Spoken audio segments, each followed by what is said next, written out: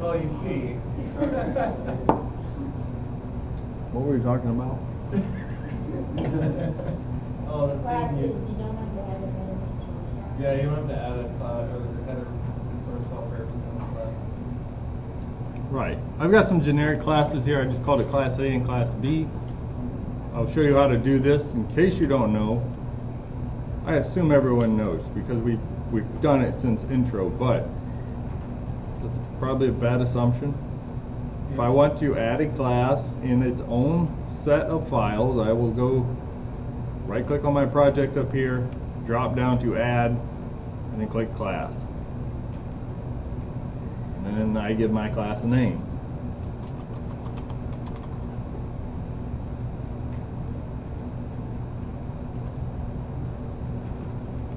That's it. I just call it Class C. It's going to create the header file and the source file from there.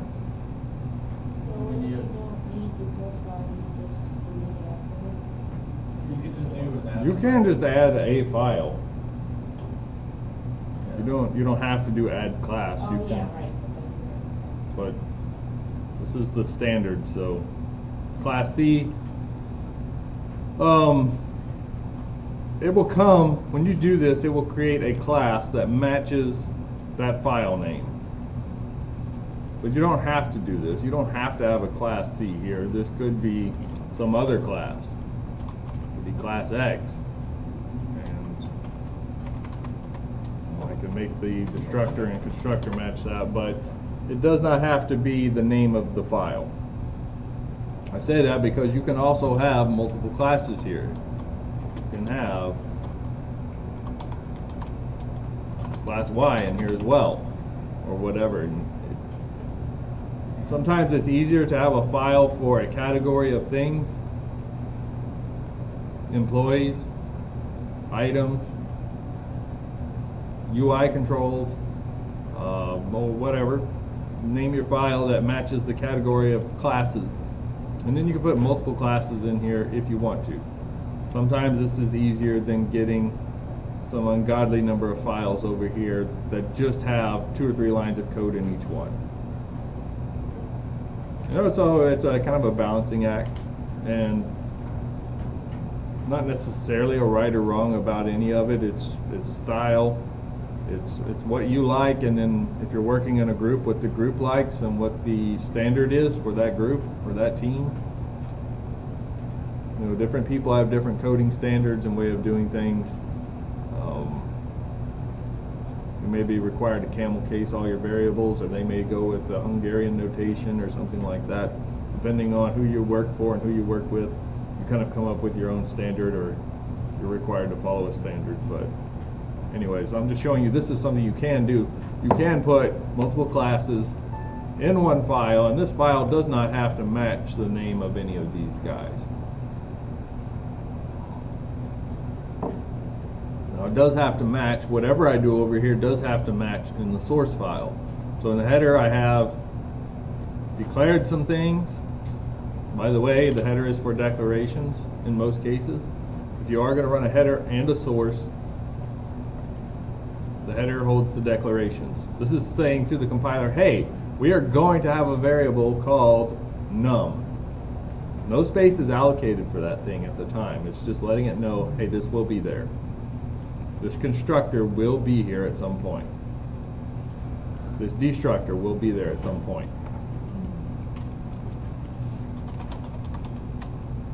Num will be there.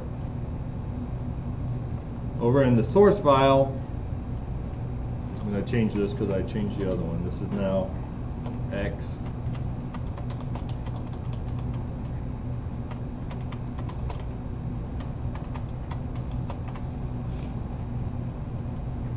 In the source file, in the constructor, I can say num equals 0 or something like that. That's a definition. This is a definition. In this file, the memory is actually allocated and objects are set up and things like that. Now for the class, no object is set up until we call new or we create the object. But over in the source file is where the objects have their definition. So that's the difference between a declaration and a definition. Declaration is, hey, this will be there. Definition is, this is what it is. Set some memory aside for this thing.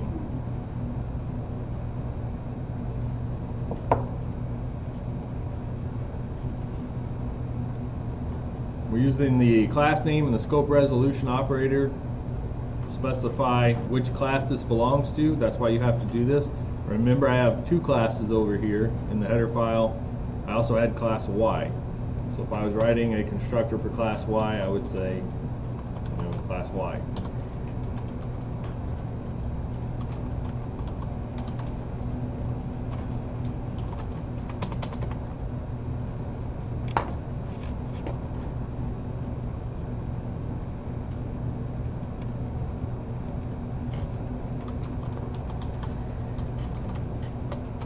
If you're going to define it, you need to declare it.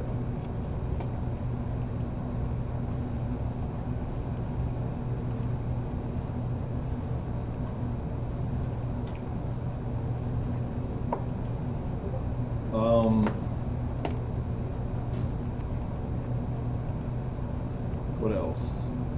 You don't necessarily have to use two different files for everything. You can define everything in the header file itself. So if we wanted to, we could create class Z. Sorry, I'm in the wrong file. This is the source in the header. We can create another class.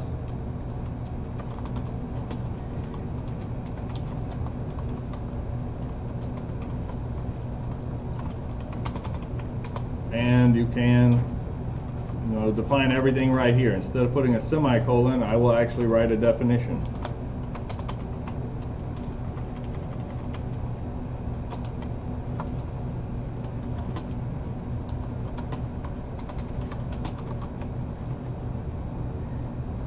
Some libraries choose to do it this way. GLM is a vector library that has a whole lot of vector stuff, matrix stuff. Used a lot with game programming. Everything about it is in a header file. There's a GUI interface, which makes it real easy to make buttons in C++ and like drop down menus and scroll bars and stuff like that. I think it's called IMGUI. It's just 4 header files. There are no source files, so you can choose to just keep everything in the header if you want to. You get a little bit less. I guess it's kind of a middle ground between going all out source file and header file for everything, but you still want it to be portable. You can just do a header file, that's okay.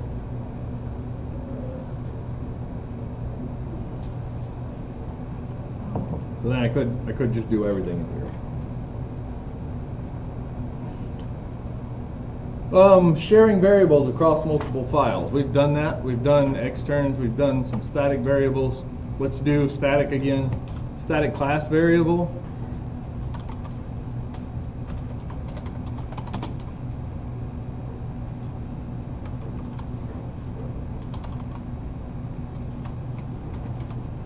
I'm going to try to use the word counter. It seems like this usually gives me trouble because it may be used in namespace std. We'll try it. Let's say I have a static variable for a class. Now what does that mean?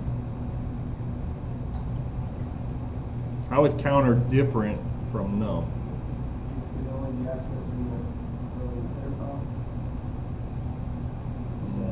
No, they're both public. So isn't it only to that exact class, or that exact file? Like it's global, but it's only to that. This one's not global. This one belongs to class X. Okay, so then it would only be to class X.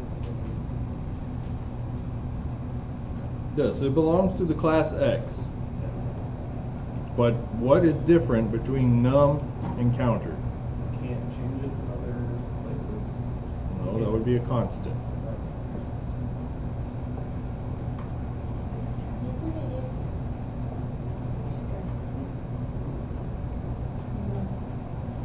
Nobody knows. Only pull it once. Well, I thought I did, but I can't remember. But I think that had more to do with Oh. stack. Speak up.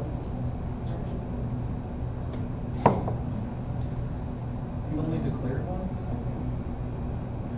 You only declare any of them once. Okay, then I have no clue. That may not actually be true, but no. Isn't it like, This will be shared among all members of the class. That's why it's a counter. Right? If I make more objects from this class, I can make this counter go up. If I delete some objects, I can make it go down. But the counter will be shared among all class members. All objects created from this class will have the same counter. okay, so if one derived class counter is 3, then all of the classes, so upgrade and downgrade would be have counter 3. Like if you have a derived class, so like say XA, class XA.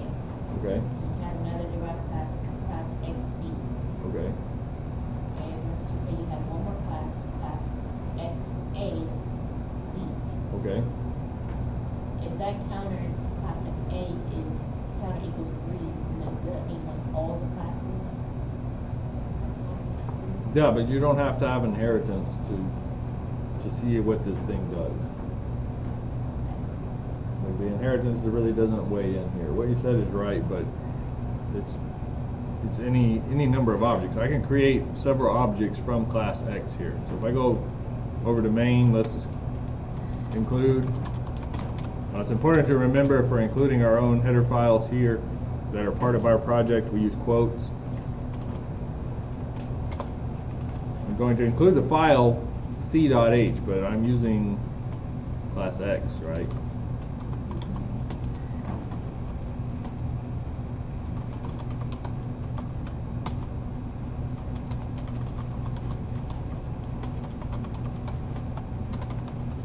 Create two objects from the same class. They both have num, and they both have access to counter, but num is separate for each one. So object1.num can equal one thing, and object2.num can equal another thing. Make it 5. And that's fine. Those values are independent. They're unique for each object from that class. But counter is shared.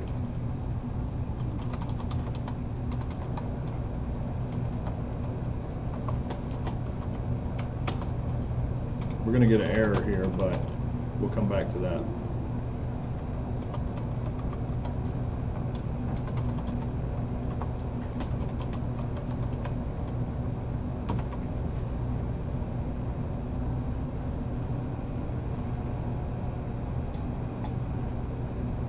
Okay, you can't see counter because counter is static. So back to class.h. If we declare a static variable, it has to be initialized in global space. At least in this version of C++. If you get a real version of C++ at 17 or better, you don't have to do it in a different place. But in Visual Studio you do. So we step over into the source file, and in global space somewhere we say class X,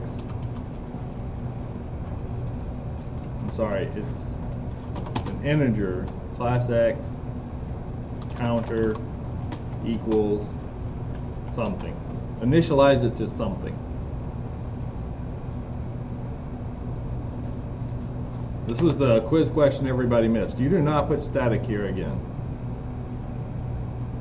You just tell it, hey, it's the counter in that class. And it already knows from the declaration that it is static.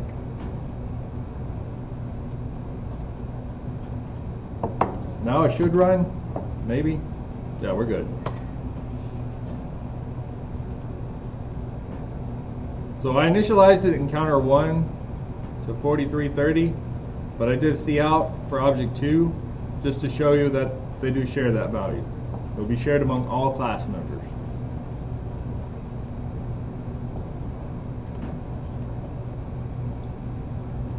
And log this away in the back of your mind. It can be useful to have something like this to keep track of how many objects have been created when you're creating lots of objects and you have a memory leak.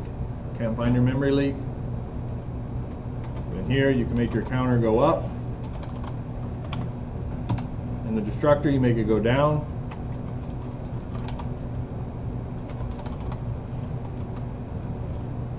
And then, you know, when your program crashes or when you notice the leak is happening, you can print out this value and watch it go up and down, and if it's just going up, then you know that might be the source of your leak.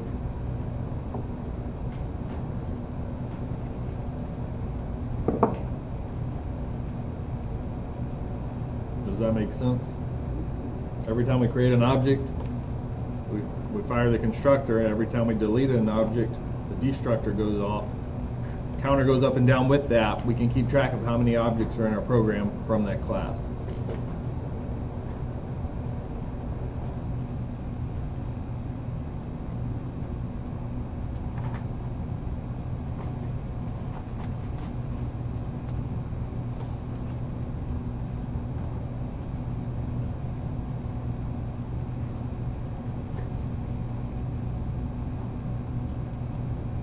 So know how to declare a static member variable, and then know how to initialize. Remember, it has to be in global space. You do not use the word static. You just tell it what class it belongs to, set it equal to something, and that works just fine. What's a static member? And here, what if I did static int? Just move it. Get it out of here.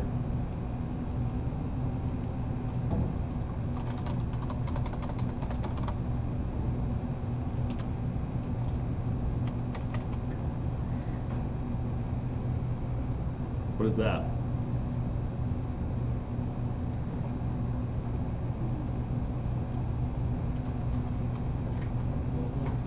Now it's static, now it's global. Well, it's been static, but now it's global. What does that mean, though? Can I use it here? It means it's shared between every class in that file. Shared across the file, Yeah. at least in theory. Let's see if it even runs. Does not run, totally failed.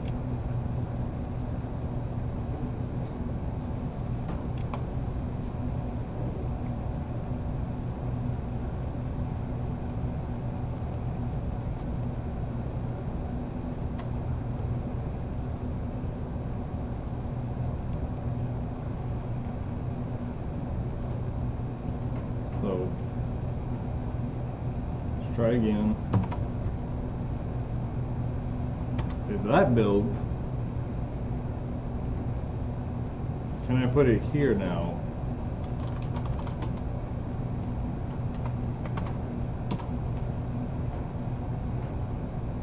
What if I spell it right?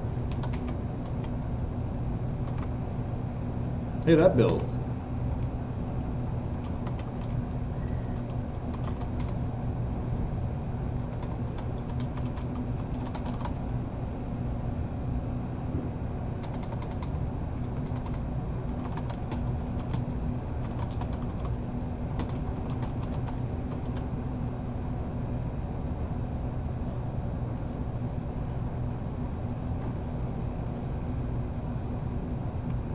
And then if I go back over into main and create an object from class Z, yeah.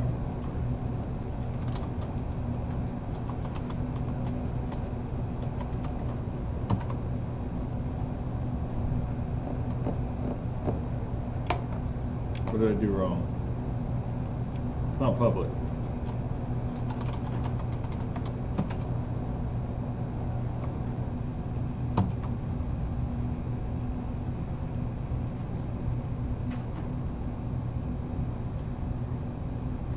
Did not include IO strings.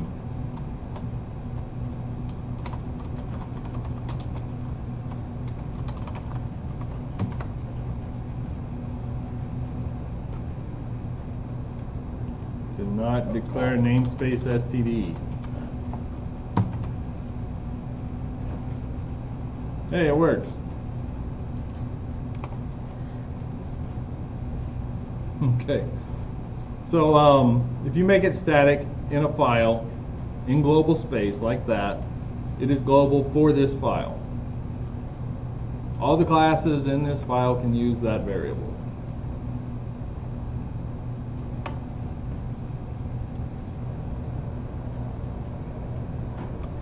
But it doesn't transfer to other files that way.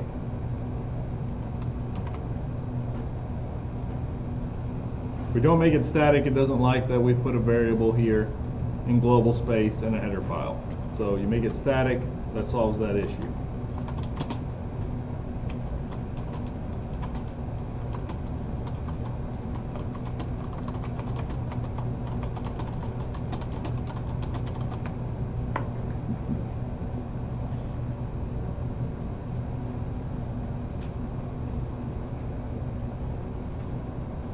And then the last thing, what if we want it shared across multiple files?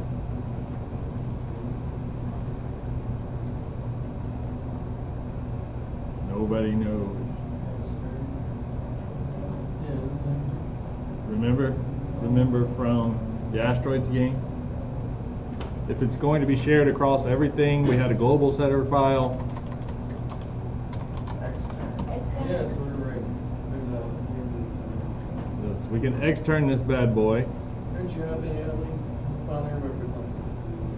Or we got something right? And then you have to initialize it. Normally that happens in the source file.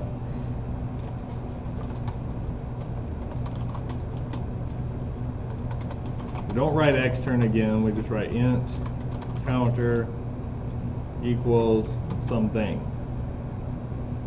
Right, so here we don't set it equal to anything. We declare it here, declared, hey, this guy will be there, and we define it there. I think that will compile. It does.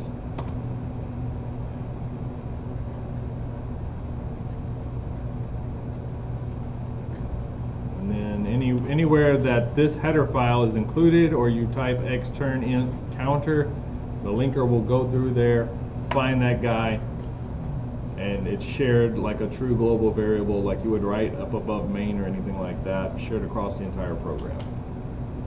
And externs are used quite a bit in the stuff that we are familiar with. Like if you check out see out here,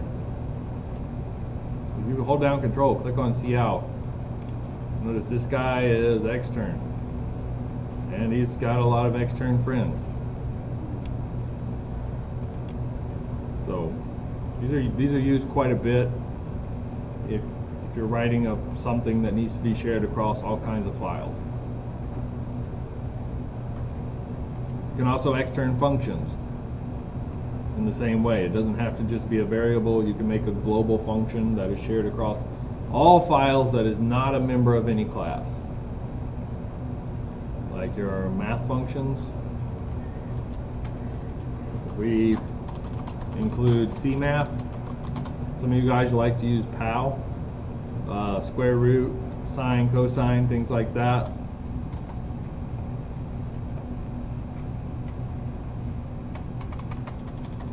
So let's say we do sine of something. Hold down control and click on sine. I was wrong, this one's not extern. It may be.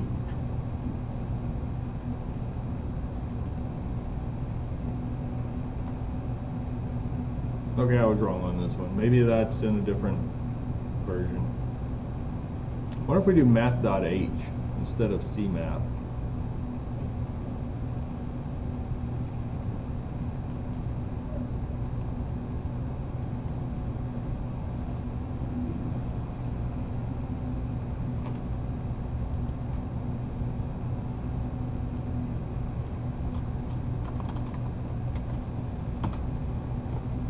CMath is basically the same thing as math.h, but it's from the old C library instead of C++.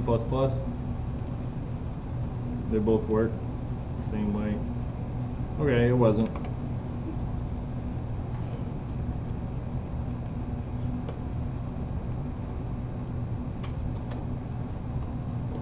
But externs are still used a lot. Externs, good way to get your stuff global for your whole program.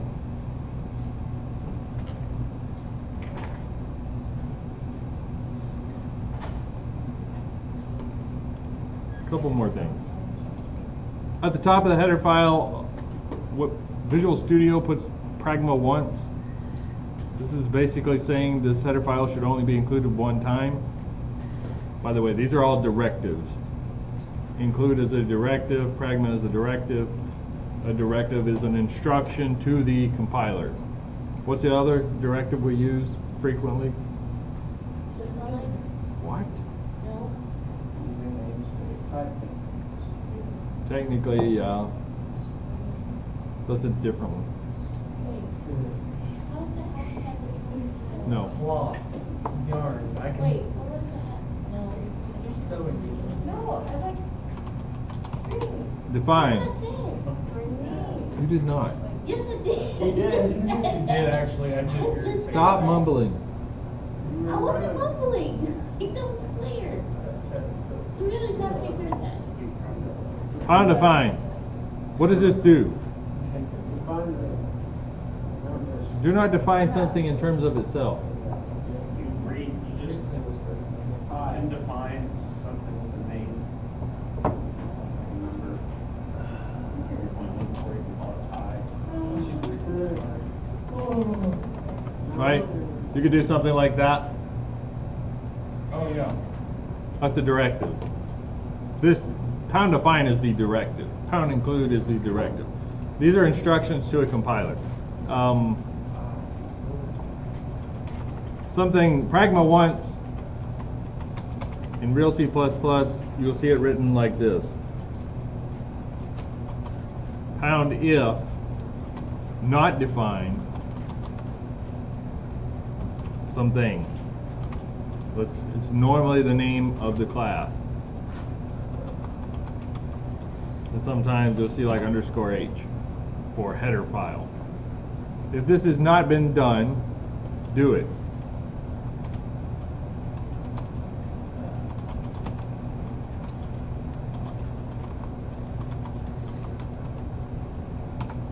It doesn't have to have the _h. You can put whatever you want in here for that. But basically, and then at the very end of you do pound end if. That closes the if statement up here. I did something wrong.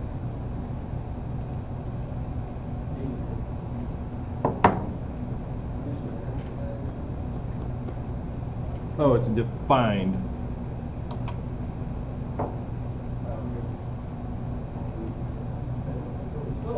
And there's no parentheses here. I don't know why I did that. But this is essentially the same thing as pragma once. Pragma once is just shorthand for this thing. But it's a message to the compiler. It says, hey, if there's already something defined as class H, or if there's not, that's the exclamation point. If not defined, then define it. And then we close the if at the very bottom. So if this is false, none of this will happen when it tries to include it. What exactly are you doing, like, on that line exactly, when you say define class CH, but you're not, like, when you define pi, we have define pi, and then This is just saying, hey, this is a variable. It's kind of like saying this is a variable that exists. but not, assigning. It doesn't have any value. We're just saying this has been done. So that the next time it comes back and tries to include this, this will be a true statement. We're not going to be defining it. Yeah. Right. A false statement. That doesn't have to be in brackets or anything. No. 'Cause this is not, I guess it's not C++ code, it's compiler code. the syntax is different. It's script, yeah. Syntax is a little bit different. There's no semicolons. It's a little bit different.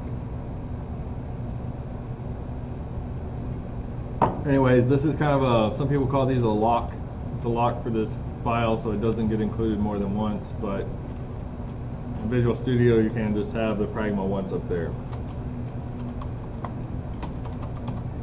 There's other Pragma codes that you can do as well, but anytime you use Pragma, you're locked to Windows. You're locked to Visual Studio. That does not transfer into GCC or Clang or any of the other compilers. So if you're doing a project that you want to go to lots of different platforms, then avoid Pragma. It only works here. Gotcha.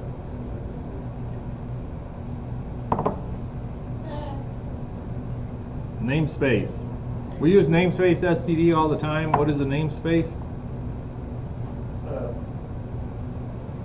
kind of a group of predefined like function names and It's like a collection of variables or collection kind of of like a header. functions. Or you write one in a header normally. Like IOStream has the STD namespace. But you can make your own namespace.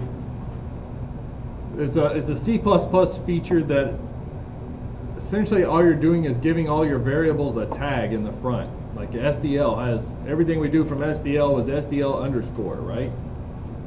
Yes. That's kind of essentially the same thing with the namespace, except for that you could not say using namespace SDL underscore. That's the C version because that is a C library. In C++ you can do a namespace like that. You can do a variable as an extern. You can declare a function here. You can do a constant.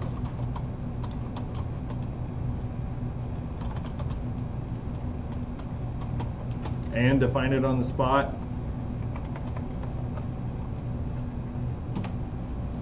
But the extern you cannot define here. The extern has to be defined in the source, and the function will be defined in the source file. So we declare our namespace here, move over to the source file,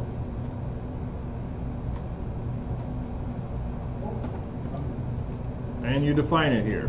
You just write your namespace again. Num is this. My function is that.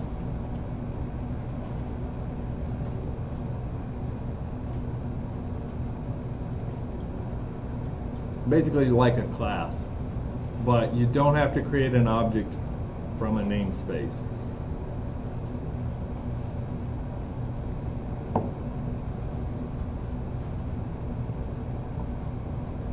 And then anytime you want to use these variables, you can say ABC, or whatever your namespace is called. You can name it whatever you want. Scope resolution operator, just like I did here with STD. I want it to use cout, so I say STD : cout.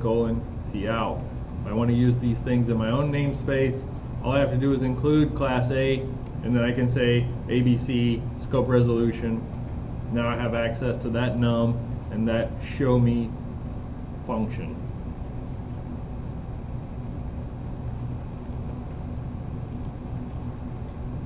So over here in main, I can say I've got it class A included up here. I could say cout ABC shows me num and pi, the stuff that belong to that namespace, and it knows which one they belong to. Right, there's my 45 from ABC. I'm using namespace STD up here, but I could also be using namespace ABC. Then I don't have to use the scope resolution operator. Right?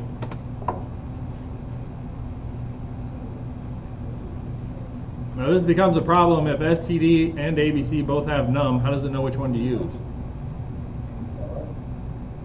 That's why some people don't like the using directive. They would rather specifically say the ABC num is the one I'm talking about. So cute little feature of C++, there's the namespace. Kind of like a class, but you don't have to create an object.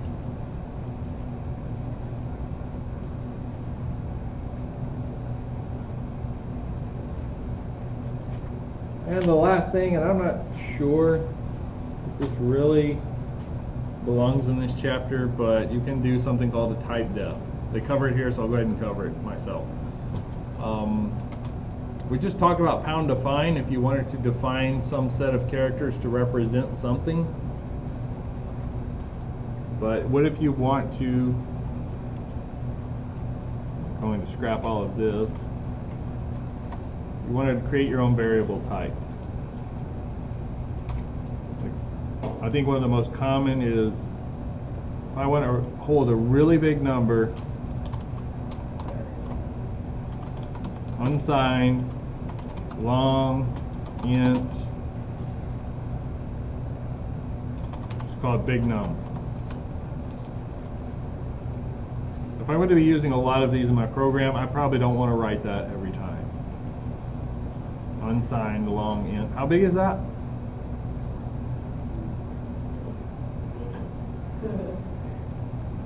Rather large. I think that is a 64-bit integer. Let's just see.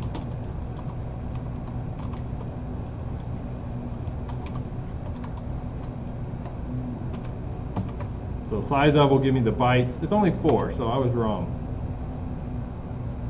Let's do long. Yeah, there's our 8. So that's a 64-bit integer. If I wanted to use these a lot in my program for whatever reason, I might want to do a type def.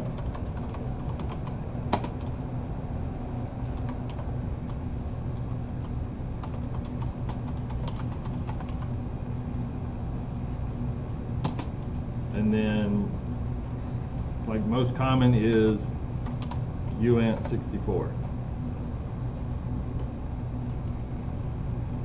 That does get a semicolon. Now instead of typing this out every time, I can just say uint 64. 64-bit integer, big num2 or whatever. That's a type def.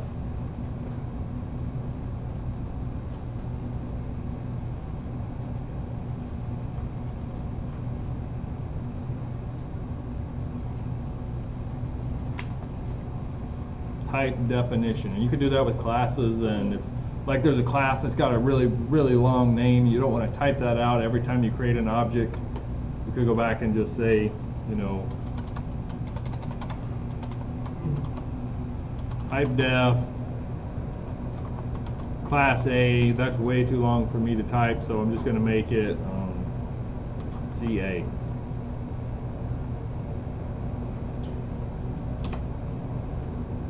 So now if I want to create a class A object, I can see A or something like that. Be super lazy about it. And that's the same thing as if I had created an object from class A.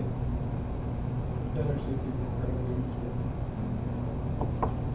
Well, if you're working with external libraries and stuff, sometimes these guys get really crazy.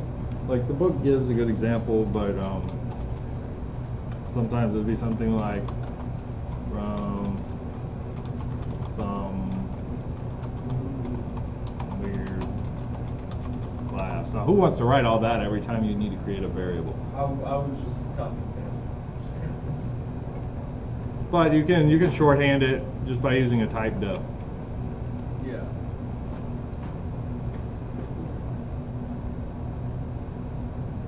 So it's kind of like a pound define, except for type def is for types, for turning data types into shorthand Whereas pound defined is for turning some set of characters into some other set of characters or numbers.